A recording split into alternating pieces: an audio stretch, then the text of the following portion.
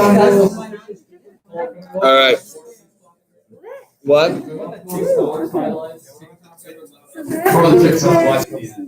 was able to get the TikTok. Thanks, Emily. The TikTok? Living in the future. Did you watch it? She emailed me an MP4 of the TikTok. Oh. That's how you communicate these days. You email MP4 files of TikToks. Right after. Okay. Continuity. So we'll start with a simple definition of continuity, and then for the last couple, we need to know the rigorous definition of continuity. Okay. So you got to know both. So the simple definition is just if there's like a hole or an asymptote or a jump, if there's anything where to draw the function you have to pick up your pencil, that's a discontinuity. So like on number 8. I mean, I hope it's relatively obvious. If you read from left to right on the graph, you go, okay, there's a vertical asymptote at -2. So that's discontinuity. There's discontinuity at -1 because there's a hole there. And there's a discontinuity at 1 because there's a jump there. So there you go. There's 3 discontinuities on graph 8A. On B, there's just a hole at -1 and a jump at +1. Hello. I guess not. Not here. No Rafe. Okay, so there's just 2 of those. Quick review. Don't imagine there's any questions on that. Right, okay. That should be pretty straightforward, hopefully. Number 9 is a piecewise function. So I think it's great if you can visualize a piecewise function, at least partially, because then it's very obvious.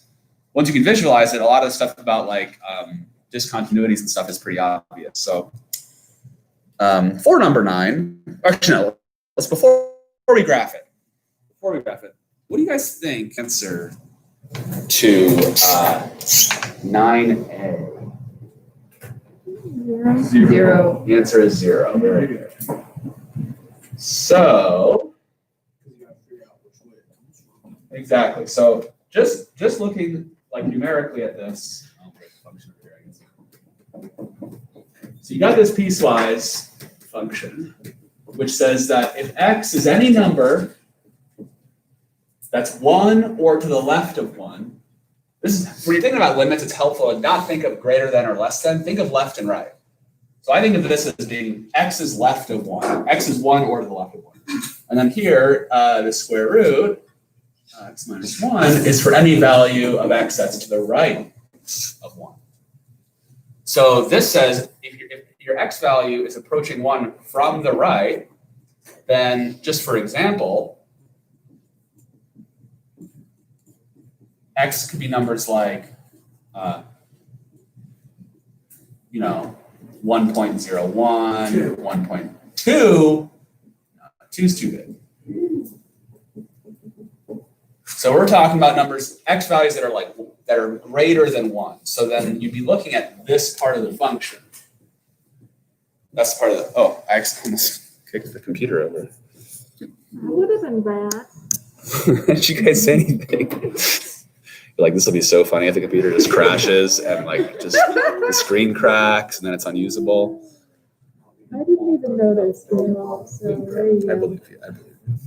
Okay. There we go. I can say no. No, He is not. So, are there any questions on why the answer to this is 1? Or sorry, 0? No. Okay. Similarly, if you're taking the limit as x is approaching 1 from the left, now you're talking about numbers that are like x values like 0.99, 0.999, etc. Numbers that are very close to 1. 0.9 repeating?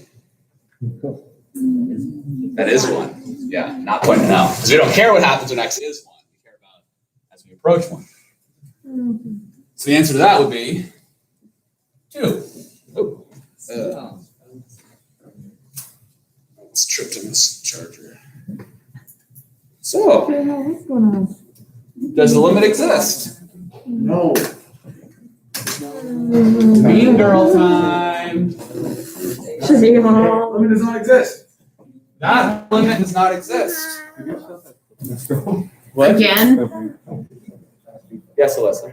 Could you graph those two, like? Certainly. So, if piecewise functions ever give you trouble, I would recommend graphing the whole graph separately. So just in the margin, kind of going, okay, 3 minus x, you know what that looks like. Square root of x minus 1, we know what that looks like. And then saying, well, okay, now where do you chop these graphs? Well, this graph, you chop at 1. Well, they're both being chopped at 1. And so what this does is it marries this, let the left half. I'm sorry. You okay? The left half of the line with the right half of this function. And so the overall graph, when you're graphing it, start with the number that it's breaking at. Plug that number into both of them. So plug 1 into the top, you get 2.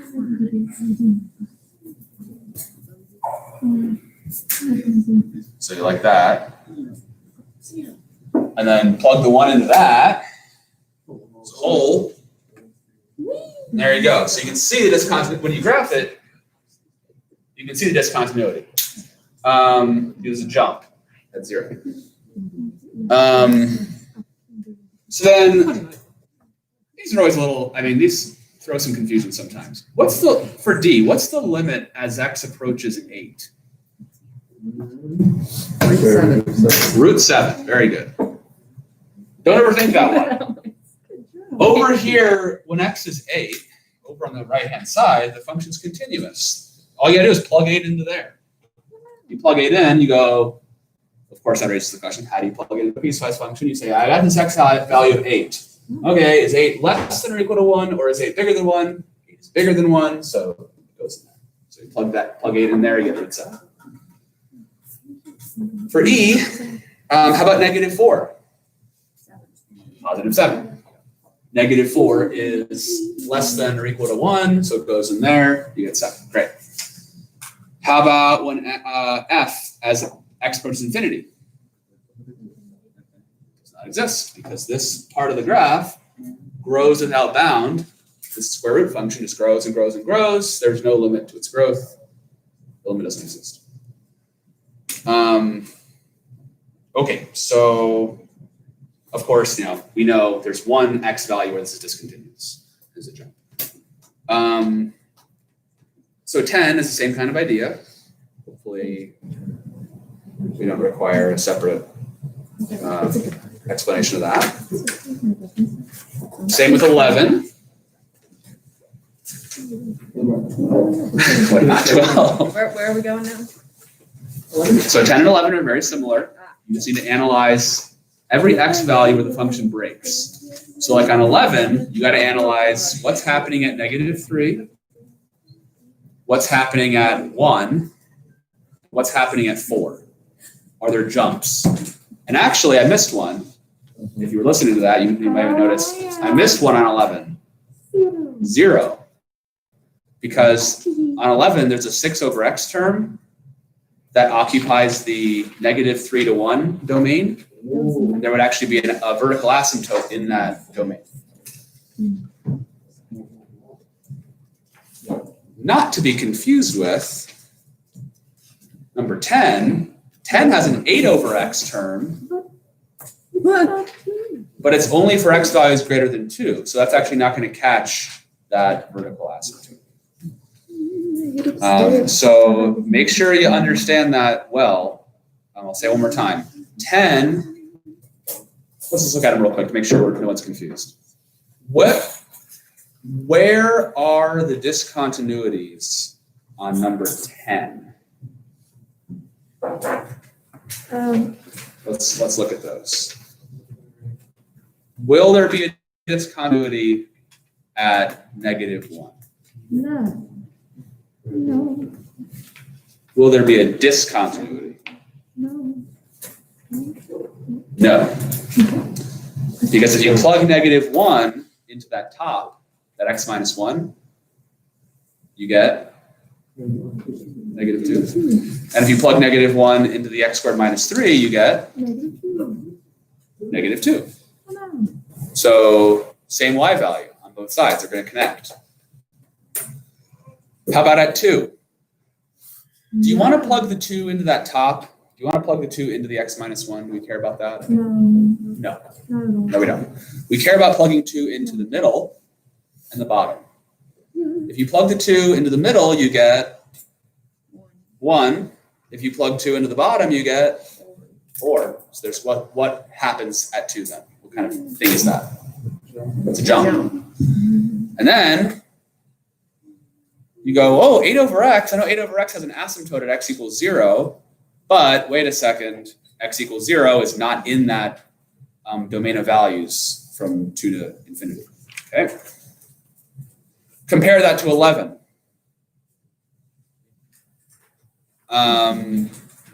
So again, clarification. Number 10, the only discontinuity is at 2. Only one. And the type is a jump.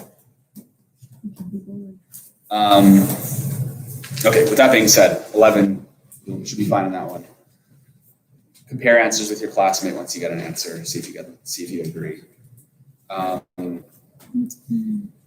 Okay, 12. How can you know? So let's say you don't know the graph, and it's not a piecewise function. It's just like a rational function. How do you know where the discontinuities live? How do you know what kind of discontinuities they are? Yeah. So if you have a term that, so say you have like an x minus 2 factor on top and an x minus 2 factor on bottom. Just a quick example would be like, say a factor, and you go, oh, I got, oh, the top factored into this, and I canceled out the term that was causing the discontinuity. Because clearly from this, the domain is x can't be -2, but because it canceled out, that indicates to us that there's a hole. Okay. On the other hand, if there's nothing to cancel out, so say the top is x minus 4 and the bottom is x minus 9, what kind of discontinuity does this guy have?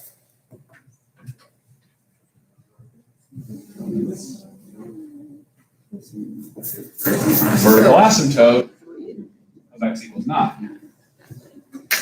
So on rational functions,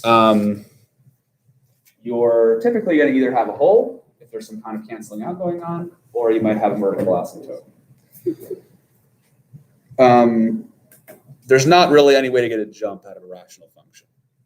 To produce a jump, you pretty much, the kind of functions that we typically encounter, it's going to either be a jump's going to occur on a piecewise function, or if there's absolute values, you definitely want to be looking out for jumps. But on these rational functions, where it's just polynomial divided by polynomial, you're probably not going to see a jump.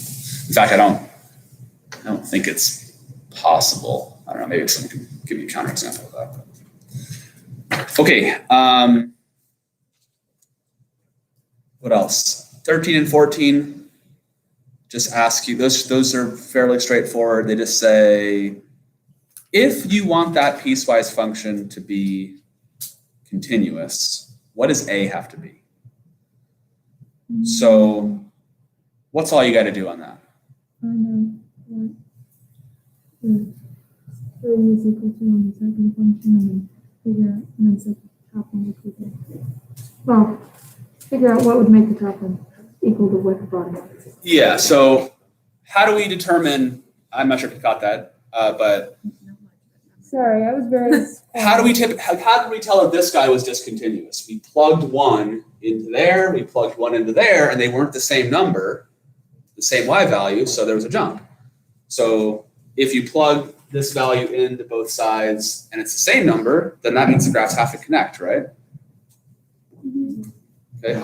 So for 13, all you got to do is set those equal when x is 3 and solve for a. So that one should be, once you know what to do, it's actually a pretty easy question. just need to plug 3 in, set them equal, see what does A have to be for these things to connect. Okay, last thing we're going to cover. Then you can have the rest of the period to finish up, to work on the problems. So 15, 16, 17, and 18 are very, what's the word? They're precise and they're abstract. So they're like, you got to be very precise in your thinking, and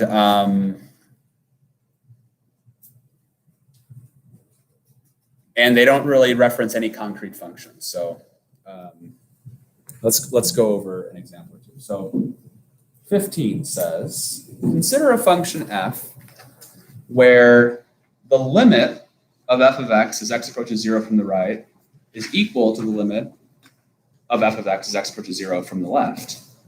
And that is equal to 5. So first take in that statement. What is it? Let me try to visualize that. I'm thinking of a function that does this. So from the right and from the left, those limits are equal, and both limits are equal to 5. Okay? Is it true that f of 0 is equal to 5?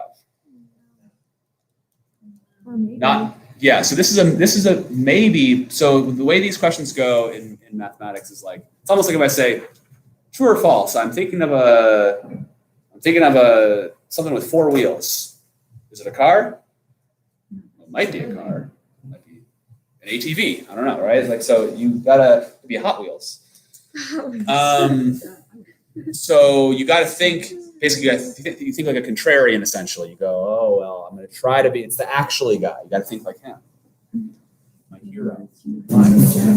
You go, can I come up with a counterexample where that's not necessarily true? And if you can, then the answer is technically false. The answer to the question, does this have to be true? So for 15, so if I'm writing out the 5 parts, 1, 2, 3, 4, 5. So based on the description, basically the right limit and the left limit are equal to each other and they're both equal to 5. Is it necessarily true that f of 0 is 5? I can say false because my counterexample is something like this.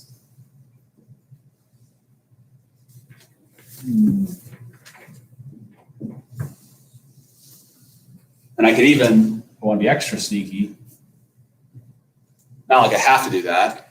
So the way I had it drawn originally, you'd say f of 0 doesn't equal 5. F of 0 is undefined. Now I can say f of 0 isn't 5. F of 0 is a negative number. Make sense? Oh, interesting noise. Yeah. Jinx. The domain of f has to include x. Or sorry, it has to include 0. True or false? This one is also false. I could have drawn same drawing, but just don't put a dot in there. So that's a good counterexample to the claim that 0 must be in the domain of the function. All we know for sure is that we know there has to be something like this going on. The function has to be approaching 5 for both sides. All right. Is it true that f is continuous at 0? No. Is it true that the limit of f of x as x approaches 0 is equal to 5? Yes, that is true. Because by definition, if the left limit and the right limit are equal to each other, then the limit exists and the limit is equal to whatever thing they're equal to. Huh? Okay. The 0.05 is on the graph. No. There's some confusion on that sometimes. People go, wait a second, yeah, there's got to be a hole there. Yes, true, but a hole is not a point. A point means that pair, that xy pair, satisfies the function. It lives on the graph. So a hole is more of a lack of a point. It's a gap. It's a gap where a point would have been.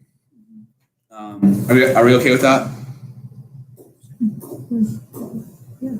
It's a black hole. Light would have been, but it isn't. Well, No. Good. Um, Yes, good. Yeah. All right, I'd like to see what you come up with for 16, 17, and 18. You gotta think, again, they're not easy questions. You gotta think kind of hard about them, so.